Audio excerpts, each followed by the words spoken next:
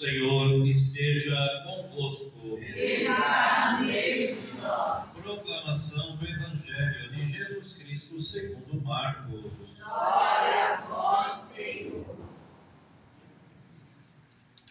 Naquele tempo, Jesus saiu da sinagoga e foi com Tiago e João para a casa de Simão e André.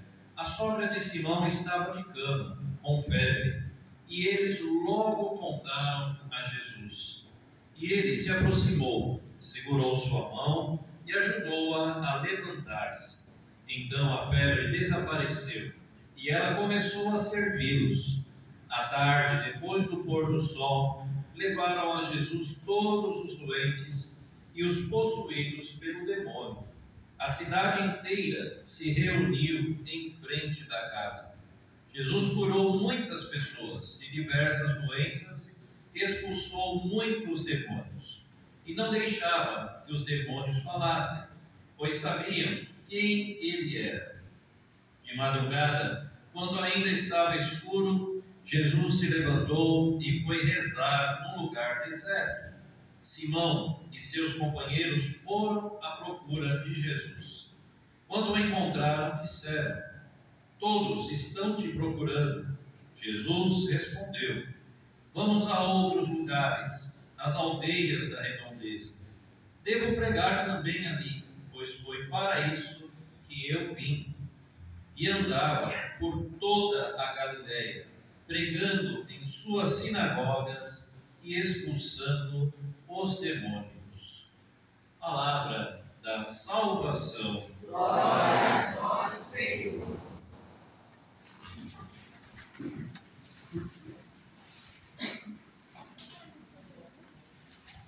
Em nome do Pai, do Filho e do Espírito Santo. Amém. Meus irmãos, minhas irmãs, a liturgia deste domingo é belíssima. A palavra hoje nos vai educando, nos vai preparando para um novo tempo já que se aproxima, que é o tempo quaresmal, tempo de preparação para o ponto máximo da nossa fé, que é celebrar a Páscoa do Senhor deste ano, de 2024. Hoje a liturgia nos recorda aqui a pessoa, de Jó. No Antigo Testamento, se todos já tiveram a oportunidade de ler a história de Jó, o livro de Jó, nós vamos perceber que é uma história plena, mas ao mesmo tempo, aos olhos do mundo, aos olhos principalmente também da força do demônio, não era para ser uma bela história. Jó é a figura de um homem que tem ali a sua vida, a sua família, os seus filhos, suas terras, animais. Um homem muito rico para a época. E de repente nós observamos que isso não agrada ao demônio. E o demônio puxa conversa com Deus e fala para Deus: "Olha ali o teu servo Jó. Ele só é dessa maneira porque ele possui tudo do bom e do melhor. Deixa eu provar a ele em todas as situações para ver se ele vai continuar ali dando o seu testemunho, dizendo que ama, que confia, que você é o Deus da vida dele."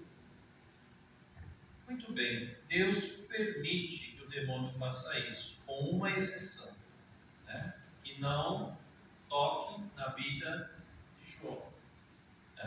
Não toque na vida de Jó. A vida é algo para nós primordial, é dada por Deus. Por isso que a gente escuta sempre essa frase, não é verdade? Dada por Deus, só pode ser tirada pelo próprio Deus. Isso tem que ser na nossa cabeça, na nossa ação, no nosso viver, algo muito claro, porque senão nós corremos o risco de entrar em conflito com certas opiniões do mundo, achando que nós podemos controlar a vida, achando que podemos ser a favor da pena de morte, do aborto, ou seja, de decidir a vida que é dom de Deus e foi dada por Deus. E nós não podemos. em hipótese alguma. Por isso Deus fala, pode ser tentado em tudo, menos a vida. Por isso, nós também já começamos a aprender aí o que a palavra diz hoje. Não tentar com a vida, nem a própria vida, e não também com a vida dos outros. Promover ações que levem à perda da vida de alguém. Desejar que a pessoa morra, né? Colocar maldição sobre as pessoas. Me fez isso, então para mim você morra. Morra no esquecimento, morra fisicamente, morra na comunhão, na comunidade, morra. Quantas vezes, ou pelo menos uma única vez, já falamos coisas semelhantes, não é verdade? Pelo momento da raiva. Papa Francisco estava falando da ira, da questão da raiva, a diferença que tem entre uma e outra, né? Esta semana, nas suas catequeses. Jó é um homem, então, que entra nessa tentação, né? De repente tem tudo, e a partir da tentação do demônio age rápido, né? Veja, um homem rico, daqui uma fala, um segundo, uma hora, um dia, rapidamente, um segundo, já começa a ficar doente, já começa a perder as suas posses, morre os filhos, a esposa, é incompreendido por todo mundo. Em questão assim de segundos, né? O demônio tira tudo da vida do jovem. Tudo, absolutamente tudo. Fica doente, leproso, muito mal, né? Porém, daí vem aquela frase, né, que a gente recebeu também da sua experiência. Nu eu vim do ventre da minha mãe, e também nu eu volto para Deus. O desprendimento de Jó na ausência da fartura. E com tudo isso, Jó ainda mantém-se firme na sua fé. Mas hoje nós temos aqui o lado humano de Jó despontando, né? Porém, Jó, desse lado humano, ainda se mantém firme nas suas reclamações e nas suas reflexões sobre o seu momento de vida, né? Não é acaso uma luta a vida do homem sobre a terra? É ou não é uma luta a nossa vida? Sobre a terra, sobre as ações dessa terra, sobre o trabalho, sobre a vida, sobre a sociedade. Tudo é uma luta. Seus dias não são como dias de um mercenário. O que é um mercenário? É aquele que rouba algo que era para você aparecer, né? O mercenário, ele rouba a glória de alguém, porque ele é um mercenário. Jesus já falou isso. São apenas mercenários, né? Enganam as pessoas, as ovelhas. Na época ele falou isso. E hoje também a gente vê que está cheio de mercenários querendo aí usufruir do serviço, do trabalho dos outros, a todo momento, roubar a glória, o louvor de Deus e dos outros, né? Isso é muito sério, né? Como um escravo suspira pela sombra, como um assalariado aguarda sua paga. Assim tive por ganho meses de decepção, houveram-me noites de sofrimento. Se me deito, eu penso, quando poderei levantar? Ao amanhecer, espero novamente a tarde, e me acho de sofrimentos até o anoitecer. Meus dias correm mais rápido do que a lançadeira do tear, se consomem sem esperança. É tanto sofrimento que Jó está passando que o mundo o consumiu. E é assim que, infelizmente, quando o demônio age, ou quando nós consentimos que o demônio também ganhe abertura na nossa vida, no nosso modo de ser, e principalmente na nossa fé que recebemos no nosso batismo, né? Na Santíssima Trindade, na força do Espírito Santo, no Pai, no Filho, no Espírito Santo, as coisas começam aí a perder o sentido. Tudo não serve, tudo é pesado, tudo é marcado por uma falta total de esperança. O que é ter esperança? É esperar que Deus haja na história, deixar que Deus haja, né? Deixar, e não você mesmo agir na própria história, conduzindo a sua história. Deus já pensou a história de cada um de nós, e nós nos esquecemos disso passo a passo, dia a dia, momento a momento. Por isso que o sofrimento vem pela manhã, vem pelo meio-dia, vem pela tarde, vem pela noite e vem pela madrugada. O sofrimento se faz pleno, como se fez na vida de Jó, faz na nossa também. Porque nós damos abertura ao que não serve, ao mal, ao demônio. Nós temos que aprender a combater essas coisas. E Jesus nos ensina isso hoje, né, no Evangelho. Lembrar que minha vida é apenas um sopro e meus olhos não voltarão a ver a felicidade. A consciência de Jó é tão grande porque ele sabe que a vida foi dada por Deus e Deus faz o que quiser dessa vida. Mas o que Deus faz na nossa vida também faz o que quiser, só que não atenta com aquilo que Ele nos deu de mais precioso, que é a própria vida. Nós passaremos por momentos bons, de felicidade e de fartura.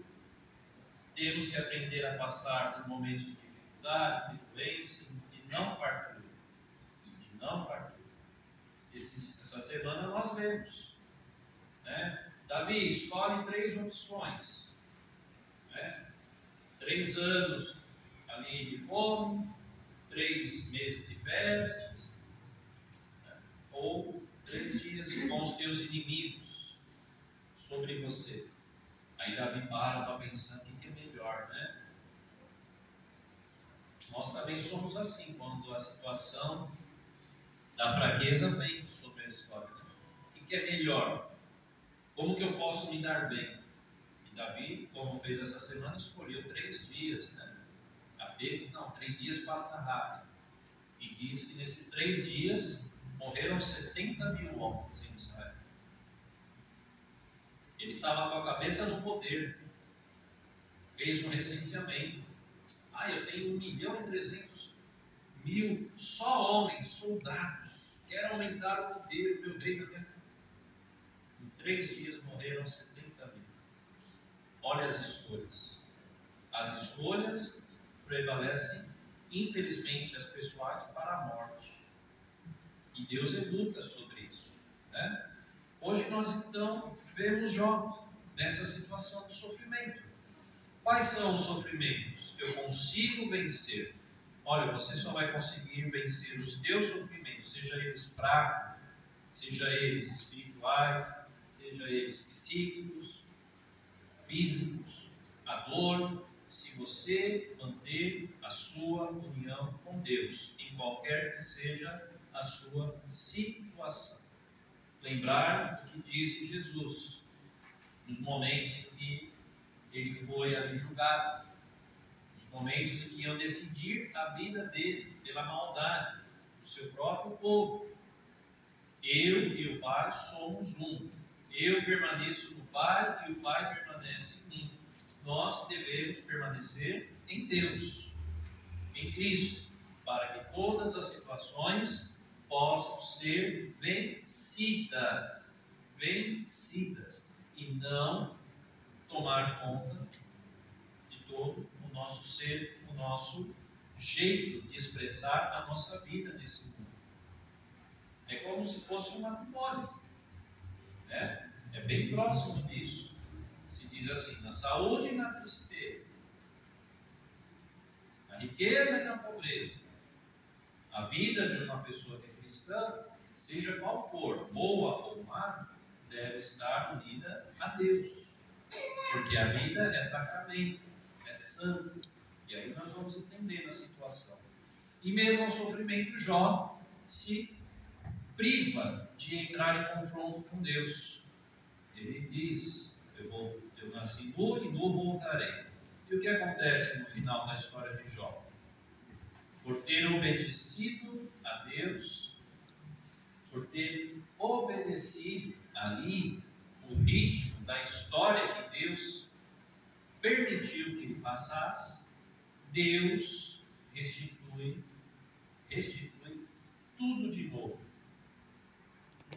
Tudo para Jó. E ele volta a ser rico, ter posses, a família morreu, algumas perdas no caminho, grandes, significativas. Isso acontece com todo mundo. Mas, por aquele que se manteve firme, tudo é restituído. Ou vocês acham que o demônio iria prevalecer sobre o diálogo com Deus?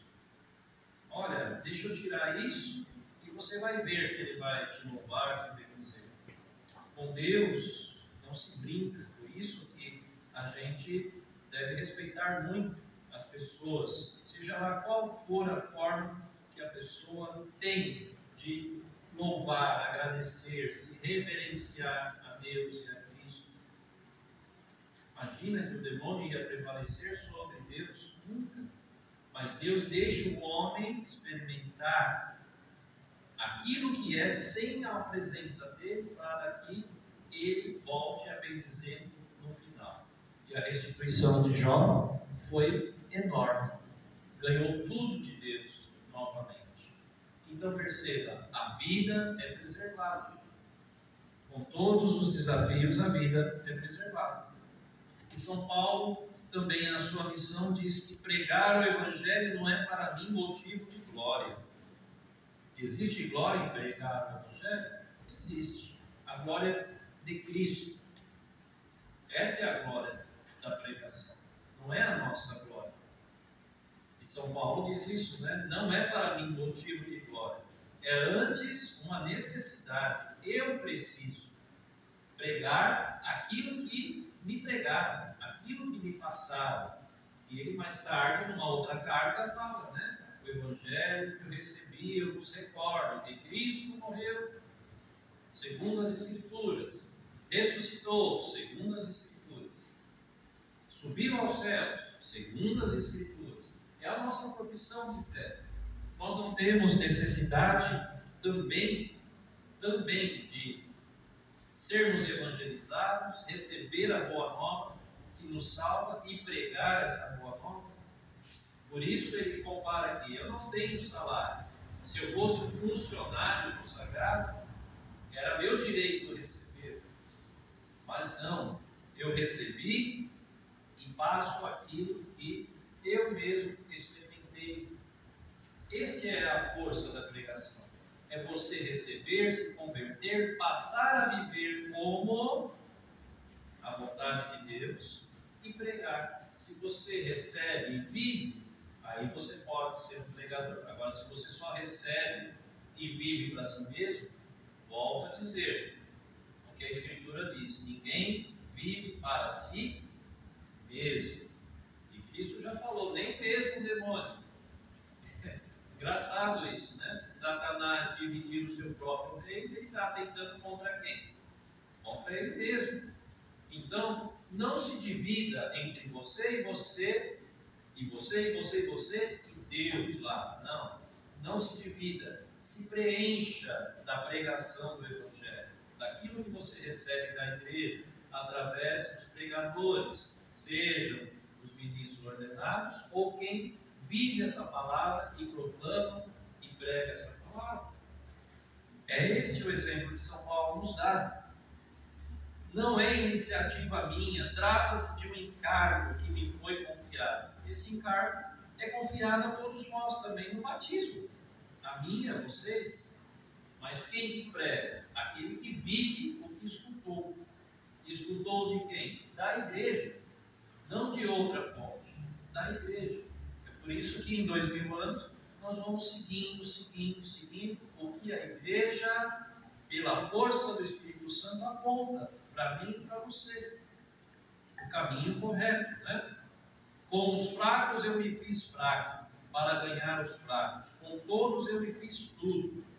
Se adaptar. E quanta gente tem têm dificuldade de se adaptar. Quantas? Quando a gente não se adapta, o que acontece? Quando você não se adapta no seu trabalho, o que acontece no seu trabalho? Por quê? Você não está sob a vontade sua, é a vontade do dono da empresa. Não se adaptou, não preciso de você. Ó. Então, a igreja é a mesma coisa. A gente tem que se fazer tudo para todos. Se a pessoa que eu preciso pregar está mancando, eu manco também com ela, não sem ela. Se ela está sorrindo, eu sorrio com ela e não sem ela. Porque se for sem ela, fica só para mim. Então eu vivo para mim, eu sorrio para mim. Não.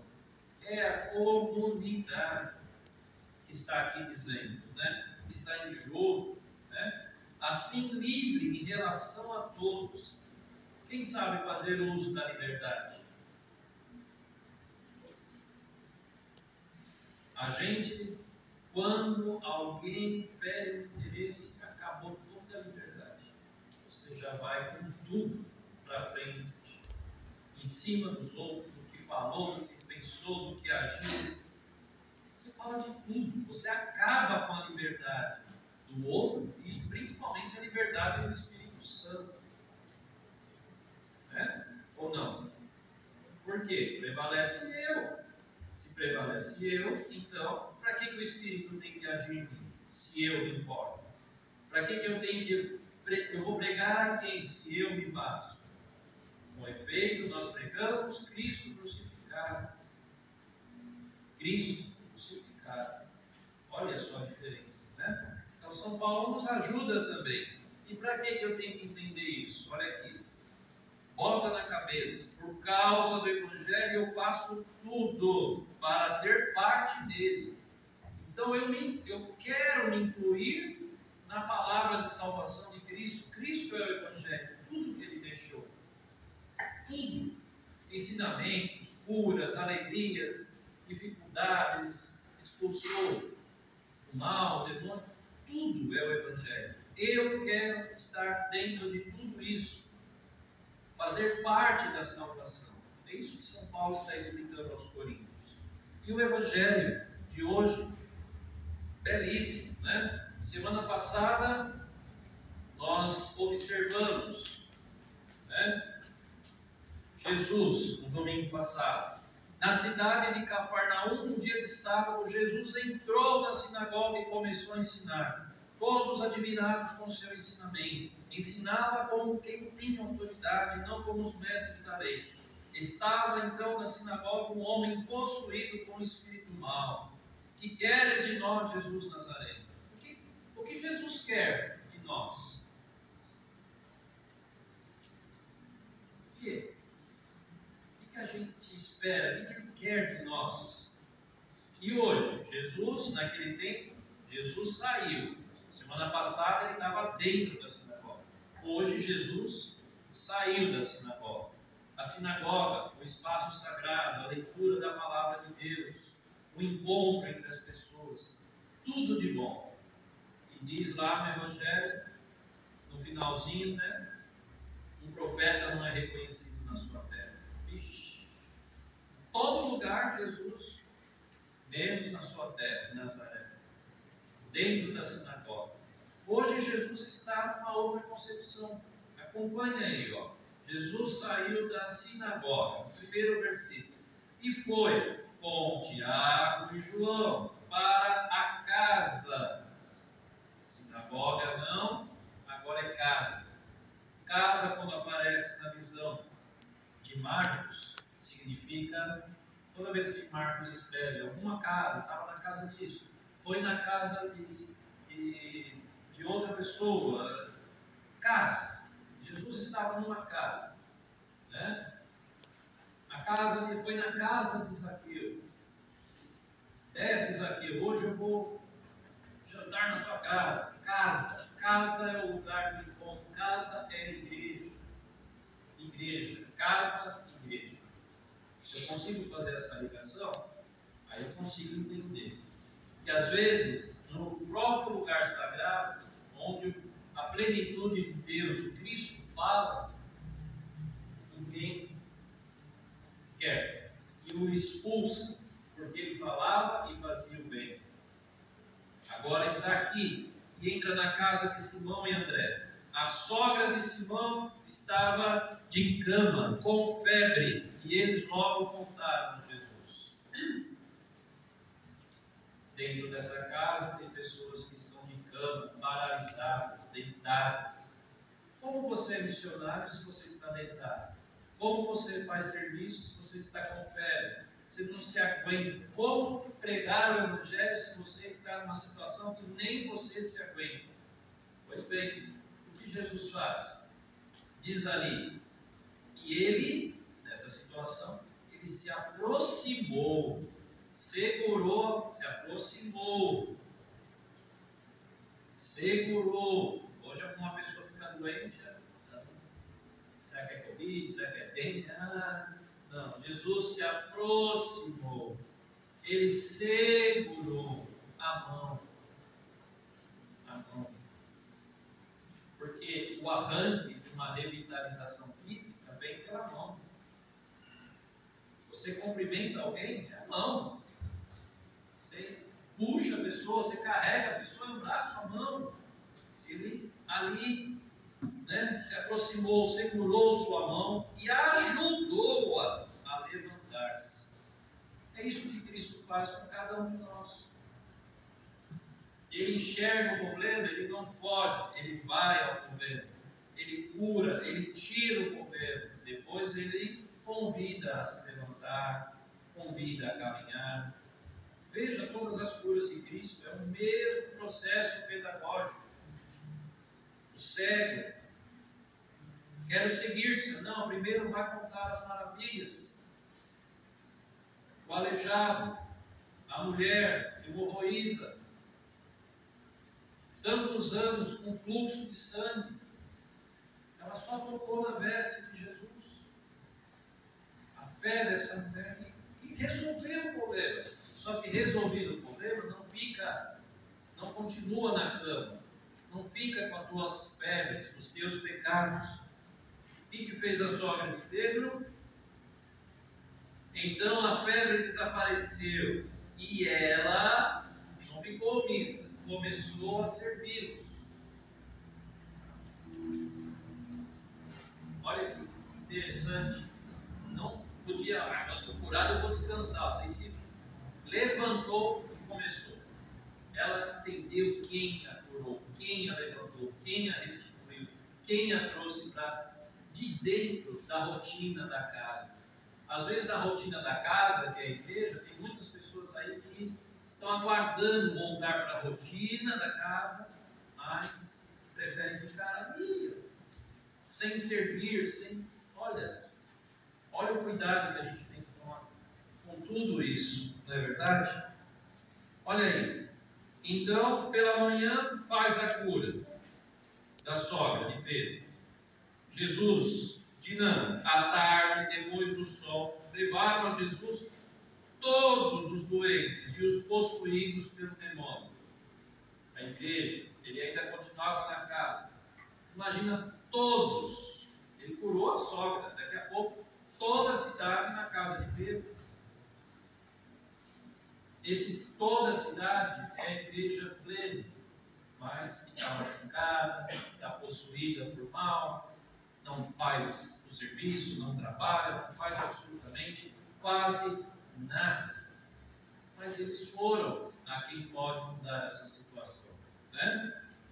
Jesus curou muitas pessoas de diversas doenças e expulsou muitos demônios e não deixava que os demônios falassem. O demônio fala com Deus para acabar com a vida. O demônio agora quer dialogar com Jesus. Eu sei quem você é. E Jesus, cala-te, porque não é o demônio que tem que falar que Jesus é o Senhor, o Filho de Deus. Somos nós que temos que falar que Jesus é o Senhor, não o demônio. Proclamar que Jesus é o Filho de Deus que me salvou, ressuscitar, não o demônio. Jesus não permite que o demônio fale, mas você tem que falar, pregar e proclamar isso. Você e eu. Esta é a diferença, né? Aí, expulsando todos esses demônios, né? Outro tempo aqui, nesse mesmo dia, de madrugada, quando ainda estava escuro, Jesus se levantou e foi rezar. Então, de manhã, é meio-dia, é à tarde, não vou descansar não. De madrugada, ele levanta. Por quê? As trevas envolvem a casa de Deus, muitas vezes. E ele é a luz do mundo. E a luz dá o exemplo para sair das trevas. Reze. Entre em comunhão com o Pai. Ainda de madrugada, escuro, eu e o Pai somos um. Jesus cura, liberta, porque Ele está a todo momento, 1.000.000% aí, ligado com o seu Pai, nosso Deus, nosso Pai. Sem intimidade com Deus, não se pode pregar o mesmo Deus. Por isso ele vai e reza. Né? Quantos momentos ainda está escuro na sua vida que você não reza? Que você não consegue se levantar? Jesus se levantou e foi rezar. Em momentos de escuridão na nossa vida, nós permanecemos prostrados, deitados. Jesus se levantou. Ele, que não precisava, mas ele deu exemplo. Olha que interessante o Evangelho. Olha como ele nos ajuda a sair de nós, né? Quando o encontraram, disseram: todos estão te procurando. Madrugada de novo, mais gente procurando. Jesus respondeu: vamos a outros lugares, às aldeias da redondeza. Devo pregar também ali, pois foi para isso que eu vim. E andava por toda a Galileia, pregando em suas sinagogas e expulsando os demônios. Aqui eu termino, né? Dizendo a seguinte ordem, e fazendo a seguinte colocação, né? Andava por toda a Galileia. A Galileia é essa terra que somos eu e você, esquecida, violentada, fome, sem dinheiro, amargurada, sem conversão. Mas olha aqui que interessante, né? Olha aqui que interessante. Andava por toda a Galileia. A Galileia é o nosso ser, que é tão fraco muitas vezes da presença de Deus, que precisa essa Galileia constantemente, por todas as vezes, ser curada. Por isso que Jesus andava por toda a Galileia, toda a Galileia. E a Galileia se repete. Olha para o mundo hoje. E como que Jesus anda nessa Galileia? Pela pregação da igreja, minha e sua, o testemunho meu e seu, a vontade de compreensão, de estar de pé para enfrentar ainda o poder do demônio. Só se vence o demônio com oração, e a oração leva a fiel e total pregação. E aí há conversões. Possamos entender essas questões, né, que servem para o nosso dia. Nosso dia a dia é um combate. Não pensa que você está isento de combate. Pensa que a vida é só alegria. Não é. Olha o que o Jó falou hoje. É angústia e tristeza, mas você pode sentir tudo isso e ser um homem e uma mulher de fé, pregador daquilo que eu e você recebeu com fé. E deixa Deus decidir o futuro, né? E qual é o futuro que nos espera? A vida eterna. O que vai ser restituído para nós, se nós não temos os bens desse mundo, as alegrias desse mundo? As alegrias e os bens espirituais eternos, da vida eterna do céu. Olha a diferença. Aqui perecido, lá eterno. Olha a diferença. Nos mantenhamos firmes naquilo que escutamos e pregamos, aquilo que recebemos. Louvado seja nosso Senhor Jesus Cristo.